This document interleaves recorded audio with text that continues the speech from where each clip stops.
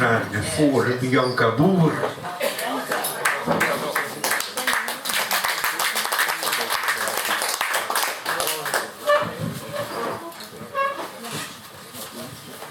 En Bianca, kom even op deze trappen, de historische trappen van ouders, even naast me zitten. Jawel, ze kunnen naar je luisteren, dat moet ook een beetje. Wanneer ben je begonnen met dichten? Dat is al heel lang geleden. 2006 is mijn allereerste publicatie geweest. Maar als in je jeugd ook? Ja, zijn we niet allemaal verliefd geweest? Ja, dan krijg je dat soort dingen. Ja. Toen schreef je al gedichten naar je eerste liefde, toen je 6 was. Nee, je schrijft geen gedichten naar je geliefde. Je schrijft omdat je die geliefde niet krijgt. Dat moet je toch weten. Oh, dat definieert. Jij hebt heel veel gepubliceerd. Kun je ons heel kort vertellen wat je allemaal gepubliceerd hebt? Ik begon met een verhalenbundel, daarna mijn eerste dichtbundel, daarna een roman, daarna een brievenboek in Duitsland, daarna nog een dichtbundel, die heb ik meegenomen. En nu ben ik weer aan een roman bezig. Dus je maakt een hoge productie en daarnaast doe je ook nog wat, want je geeft ook les. Ook nog, ja. En waarin geef je les? In dit. In dit, hier zitten. In schrijven. Bij de schrijversvakschool, jullie vast wel bekend, geef ik les proza schrijven. Ja. En ook nog ergens in het buitenland heb ik gezien? Ook nog, je hebt research gedaan. Ik geef ook schrijfweken in Spanje, Frankrijk, Italië of op de Veluwe. Maar wel altijd in het Nederlands of ook in andere talen? In het Nederlands, ja. Wat houdt zo'n les ongeveer in, heel grofweg? In proza, dus in verhalen, kan ik heel goed uitleggen waarom je bepaalde dingen wel of niet moet doen. Als dichter vind ik dat gek genoeg veel moeilijker om dat goed uit te leggen aan anderen. Want dat vind ik gewoon zelf heel leuk om te doen. Maar in een verhaal, dat gaat van A naar Z, daar moet een plot in, daar moeten personages in, die moeten iets willen. En dat vind ik ontzettend leuk om daarin over met anderen van gedachten te wisselen. Ja. Heb je een hele bijzondere poëtische ervaring? Kun je daar wel... Nou, een hele bijzondere... Nou, ik ben in Rotterdam, dat heb je hier ook, de Eenzame Uitvaart. En in Rotterdam ben ik de coördinator. Dus ik vind die uitvaarten waar niemand aanwezig is en waar een dichter aan het graf een gedicht leest, dat vind ik altijd wel heel bijzonder, ja, als ik daar iets voor mag maken. Ja. Ja, dat lijkt me ook een hele aparte ervaring. Wanneer is voor jou het beste moment dat je gedichten schrijft? Is het 's ochtends, 's middags, 's avonds? Is het op een stille plek of is het een drukke plek? In de loop der tijd heb ik gemerkt dat als je uit bed komt en meteen begint met dat wat je het allerleukst vindt om te doen, dan is de dag lukt beter. Dus als ik uit bed kom, de hond is uitgelaten en het kind is naar school, dan ga ik zitten en dan ga ik schrijven. Nou, dan gaan we nu luisteren naar wat het allemaal opgeleverd heeft. Bianca Boer.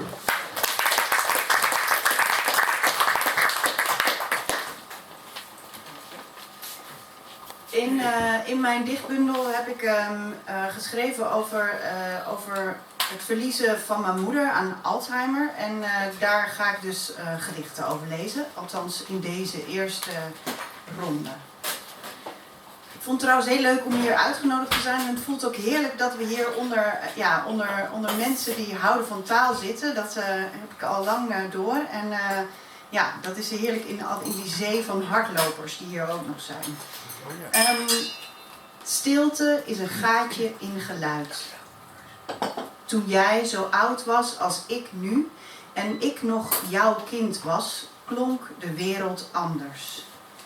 Het eerste wat ik ooit hoorde was het ruisen van jouw bloed, het kloppen van je hart.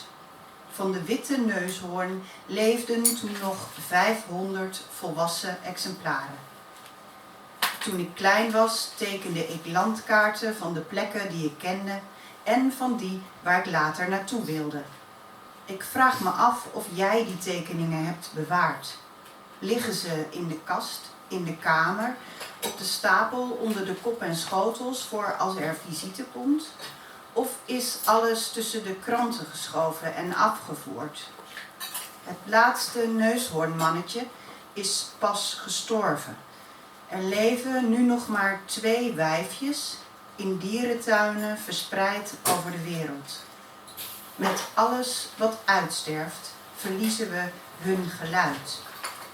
Wist je dat je altijd de stilte moet opnemen, omdat elke stilte anders klinkt?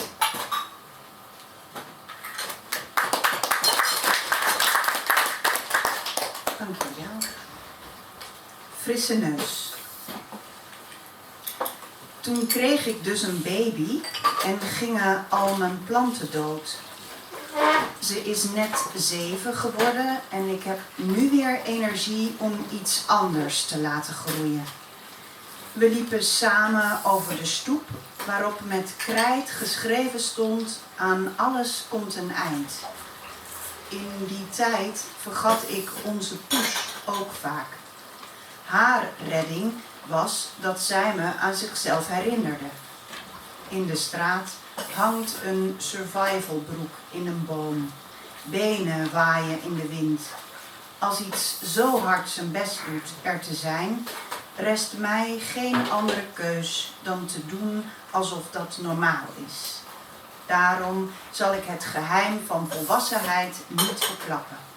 Het enige wat er gebeurt is dat je banger wordt voor de dingen die je wel kunt.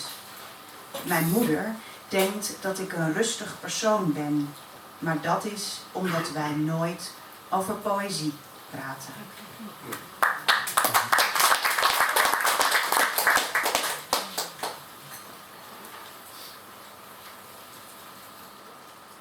Ook dit zal voorbij gaan.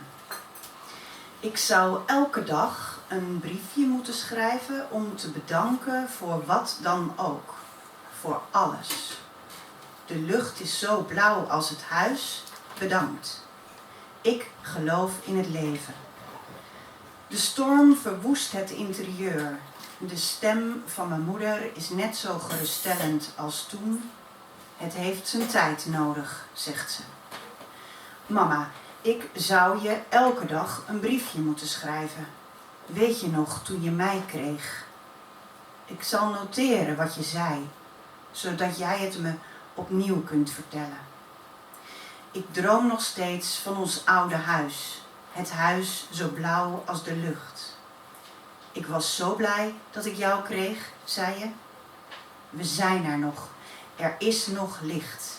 Maar je hebt het recht te vergeten en te bedanken voor de avond.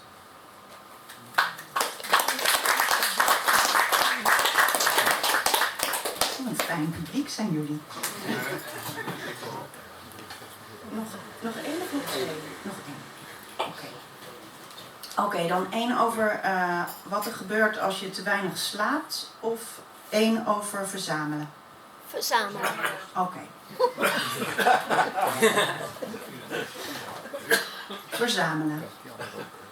In alle potjes zalf van mijn moeder ontstaat in het midden een bergje, terwijl die van mij een dal krijgen. Nu het nog kan, verzamel ik ze. Het blijkt dat alle vogels duiven zijn in de ogen van mijn moeder. Achter in mijn auto rijden al weken 3 dozen vol vroeger mee. Wat erin zit, vergat ik. Maar ik wil ze niet in huis. Wat laat ik na?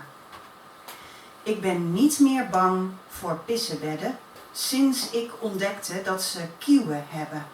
Die wriemelende geleedpotigen wonen onder vochtige stenen, gaan dood als je de grond laat drogen. Ze liggen miljoenen jaren op ons voor. Ik heb pas net leren ademen. Op het dak staat een ladder klaar.